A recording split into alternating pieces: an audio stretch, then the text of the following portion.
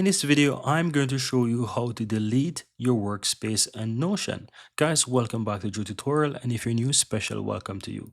Now, all you have to do is click the drop down where you have the Notion workspace name on the upper left hand side, and you want to go to settings. So once you're on the settings, go to the generals section, and you will find that there's an option here that basically allows you to delete the entire workspace. It's on the danger zone, right? So just go ahead and click and delete the entire workspace. And what it's going to ask you to do is to type the workspace name. So in this case is XYZ for me.